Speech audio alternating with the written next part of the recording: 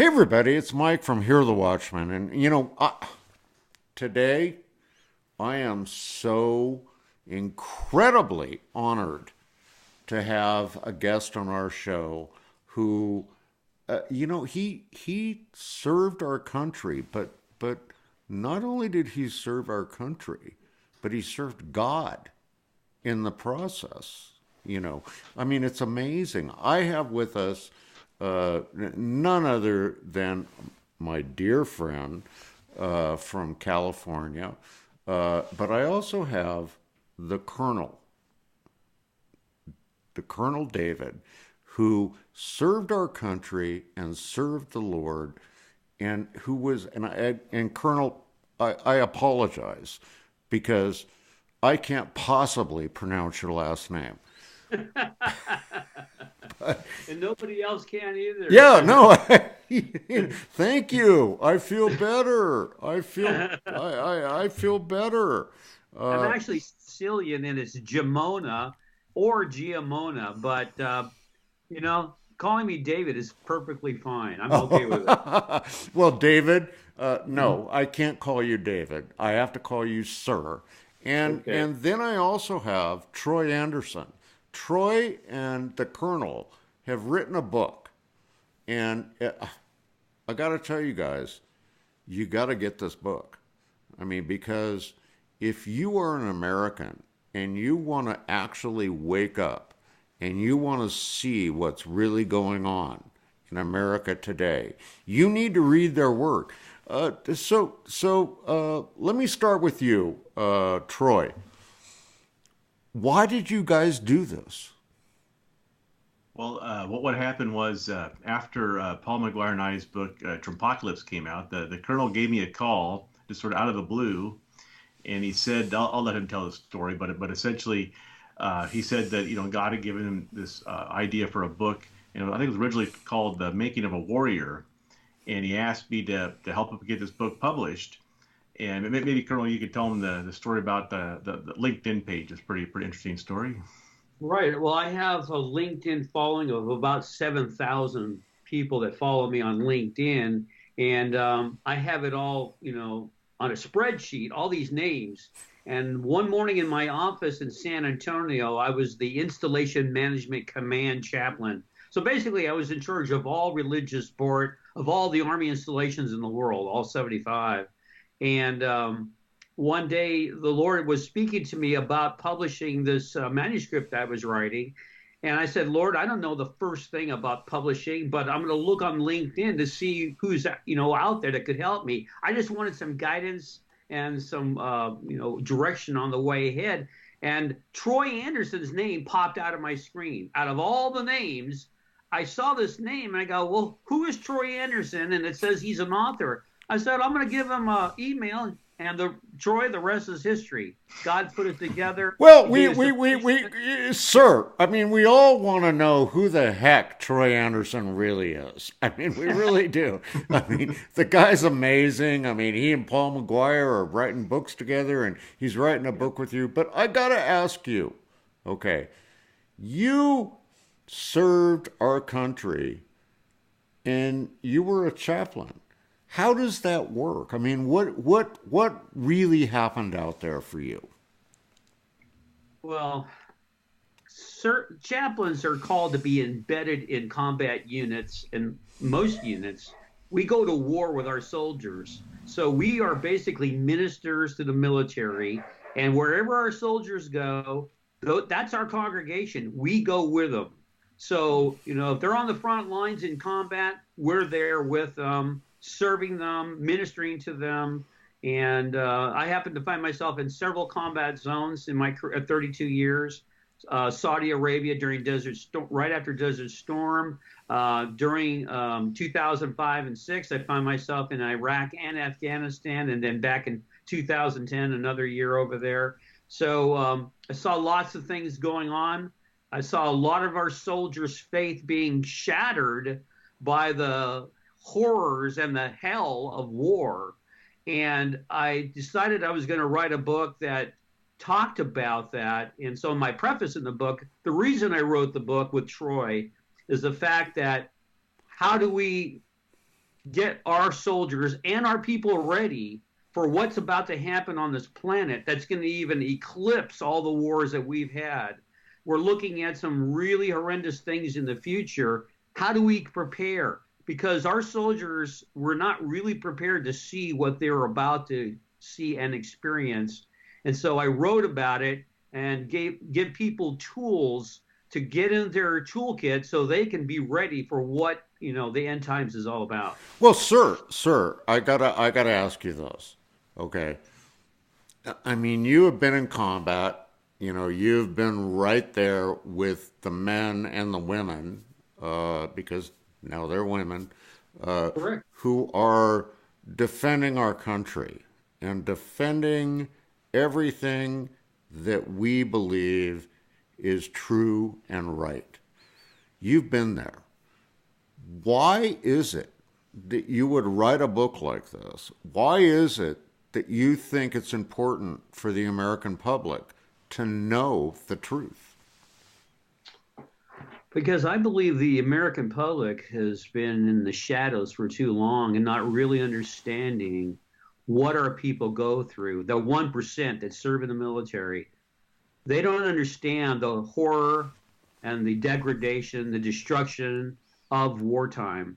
And so I wanted to put our readers in the front lines, and Troy has done a masterful job in helping me with this. But I not only wanted to show them what was going on, and I give personal stories, and we give templates of the day of King David as the warrior. That's the biblical side of our book. But I want to give people actual tools, combat tools that we use in combat to help us win wars. And so with these tools that, we transfer the nomenclature from the military to the Bible. And so one of them is, being ready or combat ready or readiness. What does that mean? I've talked to a lot of pastors, and Troy will cooperate with me on this. Our churches are not ready. If bad things were to happen right now in this country, we would fall apart. And so we need to have these tools in our kit bag and understand how to be ready for what is about to happen. The number one priority of our military in all branches is readiness. And so being ready, what does that mean? How do we do it? It's an important piece. Well, Colonel, I live way up in the mountains of Idaho. Okay, I live on 4 acres up here with a stream. I am 110% prepped and ready. But let's talk for a moment, and then Troy, I'll come back to you. Let's talk for a moment. It's one thing to be prepped physically. Right. It's one thing to live where I live and have a year's worth of food and water and all that stuff. I mean, that's one thing. What does it really mean to be prepped spiritually? I think that would probably take us the rest of our time. I won't. We wrote an entire book on this, so you'll understand that. But the first and most important thing to understand in being ready is not being deceived. In fact, I'm writing a second book, and Troy and I are going to put it out next, after this first one, but about deception. When Jesus in Matthew 24 stepped out of the temples and the disciples were showing him the beauties of this building, one of the first things he said out of his mouth, he says, don't be deceived. I'm coming back, but don't be deceived about all the things that are going to be happening. And the first thing I would tell all the listeners is, in order not to be deceived, you have to have Christ in the center of your life, because everything Amen. else is deception. And, Amen. a lot of people will say, what do you mean by that? What do you mean by Christ in the center of your life?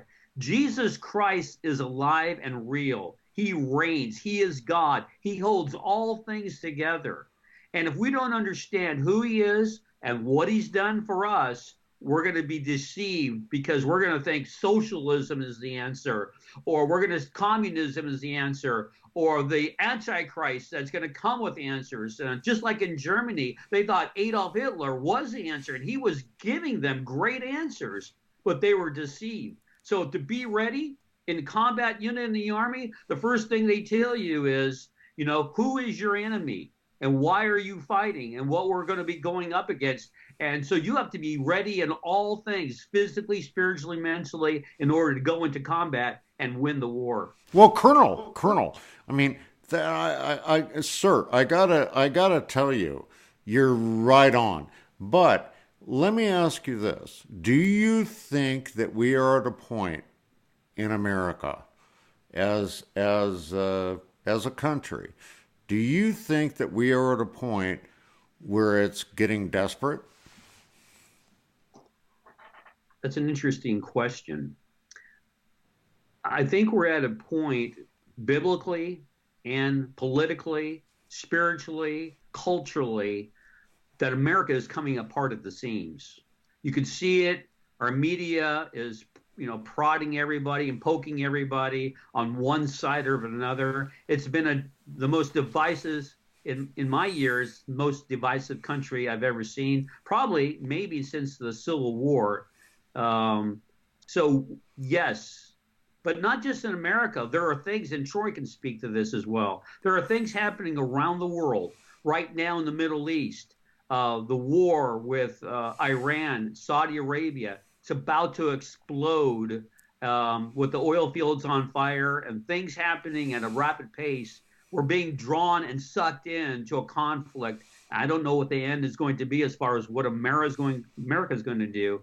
But I know what the Bible says, that Iran, which is Persia in the Old Testament, is rising up and taking its place to conquer the Middle East. And there's going to be conflict there with Israel and with the Sunnis and Shiites.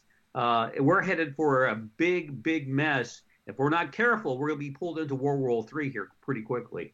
Amen. Now, hey, Troy. Okay, now we're going to throw it back at you.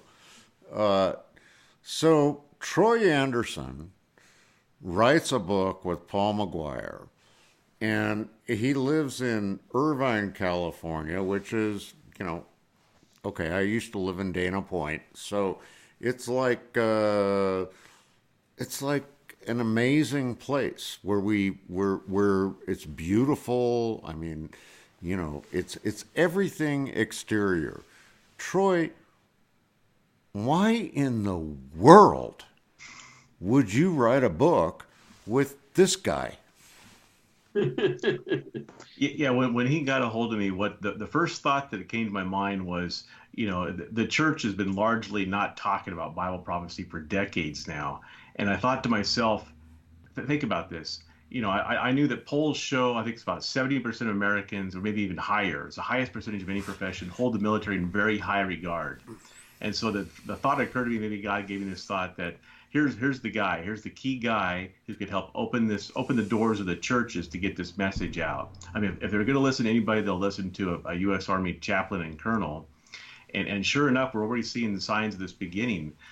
You've invited him to this conference. He's talking to people in Georgia. They're talking about a whole bunch of pastors that may invite us to speak at that conference.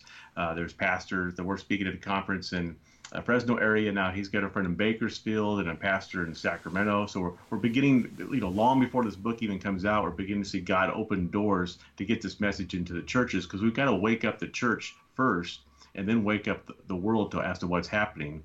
I spent a decade now. I'm an investigative journalist. I spent a decade researching, are we really in the run-up to these end-time events the Bible predicts? I've done over 150 interviews, and the overwhelming consensus among major faith leaders and Bible scholars is that, yes, everything Jesus predicted, it's all unfolding in real time in the news every day. We're watching this happen in real time. And then all these secular experts. I interviewed, professors at Princeton and Oxford and Noam Chomsky and people at existential risk institutes. They study the possibility of the end of human civilization, and they say that we're approaching the end of human civilization with the threat of nuclear war, artificial intelligence run amok, extreme climate change, a global pandemic, asteroid strike, and even among the top 10 threats is a world dictatorship or a global totalitarian government. And this is one of the things that we're talking about here is there's the globalist elite are trying to move us into this world socialist government. and that they're openly talking about it now. George Soros is openly talking about a world government. They're having world government summits. And so all the groundwork, everything the Bible predicts that would happen in the end times, we're watching it. We're moving into that right now. So it's very important for people to wake up. And so that's why I teamed up with the Colonel. I believe very strongly that we need to get this message out and get the message out in a mainstream way that people can understand. So how do we guys, I mean, both of you, how do we talk to people? How do we tell Christians out there now? I mean, we do hear the Watchmen, and that's all woo woo, wonderful, wonderful. But what we always want to do is we always want to give our audience like the truth. So between both of you, and we'll start with sir, with you. We'll start with you. What is it that we need to tell people in America today? I was up at West Point earlier this year speaking on a weekend conference, and I'll tell you what I told them, but it's a shortened version. And by the way, your audience needs to know the book is in the hands of the publishers and won't be out until another year or so, but we're working on it. So if they call in and say, or they want to know what the title, the working title is The Military Guide to Armageddon, but we're still That's a working. powerful title, brother. Yeah. So that was a little caveat, but what I told the folks in West Point and other Army installations and places around the world is this, and Troy is exactly right. We haven't talked about this in decades. It's because in the 70s, when I became a Christian under Chuck Smith and the Jesus revival in California, I'm a native Californian, but I was born in San Francisco. I got to pray with Chuck Smith and do ministry in California for a number of years. But the fact of the matter is, we got burned out as a church. People started predicting the end of the world, the time of Jesus' return, all these false things that were going on, and Satan used that to burn the church out and say, well, this is a bunch of hogwash. Why do I listen to these people? They're not correct. And so the whole church has kind of imploded on the end times and all the things. And that's exactly where Satan wants the church. Church is really floundering right now in America. There's a lot of pastors. I'm writing an article right now, pastors that are stepping down, that are falling away, that are, they're not following their faith anymore. There's a lot of things going on that's shaking the world of the church pretty enormously. So what I would tell people is this: don't buy into the deceit that Christ is not coming. He is coming. The world is, beginning to reel and rock in the midst of all the things Troy and I are talking about in this book. And if we don't understand what is going on, we're going to be swept away. So I'm telling people, the Lord has given me a vision, and he's given me a word. He said, I want you to prepare the church and warn the world that I'm coming back again. And that's our mission right now. Wow. Troy, what do you say? He has a very powerful vision. He can tell you more about this, but I believe he went to a prayer garden in Texas here about a year and a half ago, and he can tell you about this, what he saw. But it's quite remarkable, and some of the messages that he's relayed to me that God would like to relate to the church and the world are very powerful. And maybe you could tell him that story, Colonel. Well, the day that Troy and I had connected by phone, I turned to my wife and I said, let's go up to Kerrville, Texas, where there's an 80-foot cross and a prayer garden that's wonderfully, beautifully put together, manicured and sculpted by a world-famous sculptor. And there's one of these in Israel, by the way, one of these gardens. And I went up there, and for some reason, my wife stayed in the car. I went up to the cross, and I knelt there by the cross, in the shadow of the cross, and there wasn't a cloud in the sky. It was a beautiful Texas, warm, sunshiny day, And the Lord told me, he says, look up into the sky. And I looked up, and a cloud began to form, and it formed into the head of a lion. I mean, all the intricate details of lion. This was no ordinary cloud. This was not an accident. This was not my imagination. And out of that, the Lord spoke to me. He says, I am the Lion of the tribe of Judah. I am returning. Prepare the church and warn the world of my coming. Wow. Well, listen, Troy Anderson, the Colonel. I mean, the Colonel. I can't even begin to say how grateful I am that you will be at Hear the Watchman in Orange County, California. Folks, go to hearthewatchman.com. Go there, come out and hear the Colonel, hear Troy, hear Paul McGuire, hear all the speakers. I mean, come out there to be lifted. And that's the truth, is to be lifted. Troy, Colonel, thank you so much for being with us today. I'm just so honored to be with both of you. Well, we're excited. I know Troy is, and I am, about being out there with you and in this prophecy conference. It's going to be exciting. There's going to be a lot of things shared there that people are not aware of, never heard before, biblical, trustworthy, gut-wrenching. It's going to be all of that and more, and we're looking forward to it. Troy? Yeah. Thank you, Mike, for inviting both of us. It's a great honor. We look forward to speaking at this conference, and I would just encourage people to register now while there's still seats left. This could be a very powerful conference. I went to a conference a decade ago where Paul McGuire was speaking, and it just radically changed my life. I was a reporter at the LA Daily News, and I heard him say, the world is undergoing the greatest transformation since the Tower of Babel, coming global government, cashless society, and universal religion. And it just struck me when I heard that. If that's true, this is the biggest story in history. And as a journalist, I wanted to cover it. And so, who knows what God has in store for your future and your destiny at a conference like this.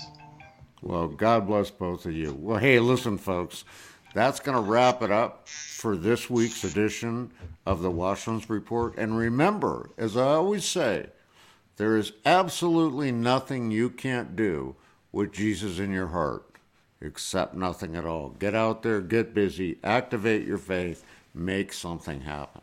We'll see you next time here on the Watchman's Report.